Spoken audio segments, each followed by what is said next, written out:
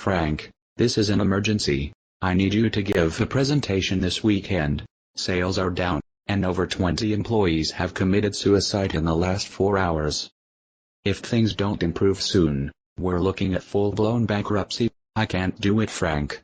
If it comes down to that, I just can't go on. I've got a gun in the desk in my office that I held onto from when the police were closing in on me for trafficking cheap prostitutes into the country. But ever since my near brush with death after years of violent and family-destroying alcoholism, wherein I would regularly pimp out my 2 adolescent sons to fund my addiction, finally hitting rock bottom after sacrificing my eldest son to the Dark Lord Cthulhu for a pint of mouthwash, I have just lost all my balls, Frank. If this meeting can't turn this company around, I hope you'll be able to do what I cannot do. Frank, please tell me that when the time comes, you won't let me go to jail, that you'll put an end to me before then. Well. Okay. Not to worry though, I'll give the boys a speech sure to turn this company around, and if that doesn't work then we can talk about your future. And by talk, I of course mean that I'll get into the cocaine, have myself a nice wank, and then paint the walls with your brains. God damn it, Frank. I knew I could count on you to mercilessly gun me down in the event of a catastrophe, allowing me to avoid the long-term consequences of cheating the markets. It's like having your cake, and getting your brains blown out the back of your skull at the same time. Why didn't I think of it? You can always count on me, boss. In fact, if you'd like, when I'm done with you I could even move on to the other higher-ups, you know.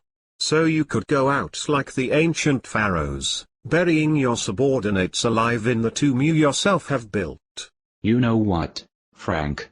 That sounds like a goddamn good idea. Why should only I be killed by my own gun? There's a lot of bitches that will try to get at my skrill after I'm dead. You're a goddamn genius. In fact, we might make the presentation the backup plan and move this one to the forefront. I'll have to think about it. Sure thing, Alan. Feel free to get back to me once you've decided which plan you like best. Personally, I prefer the blowing your brains out plan more. Mostly because it requires less effort on my part. Frank, I just heard that you were giving a speech this weekend to try and save the company. Is that true? Oh, hello Eric. Unfortunately it is true. It seems that Alan ended up having a change of heart about another proposal we had.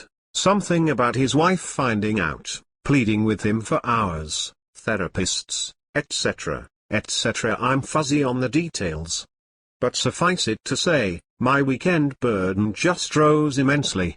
I'm not even sure I'll have time to have a nice wank with this new plan. But to make up for the wanking time I'll miss out on this weekend, I've been neglecting my regular duties this week to compensate by over-wanking now. Everything is very tender and raw at this point, and it stopped being pleasurable a long time ago. But I figure I've gone this far, why not go a bit farther?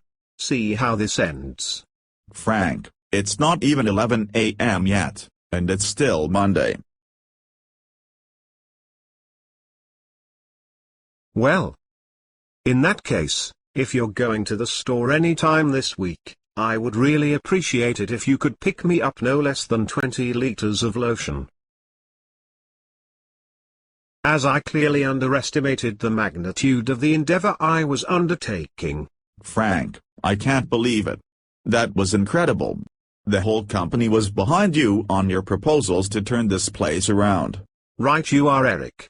Looks like I'll have to wait quite a while before I'll get another chance to go on my little spree. I just can't believe it. Even Harold, who was listening while sitting on the windowsill in preparation to jump, came down. It's a bit of a shame then that the custodians found new life in the company and had mopped the floor by the windows right before Harold attempted to come down. It was only a 20-floor-story drop though. Do you think maybe he might have survived it? Well, Eric, at this point, as I am fully incapable of being premature in even the slightest, I think it is safe to say that he did not make it. Now, what do you say we find out how much old Harold will be contributing to our lunch bill? What? I'm just joking.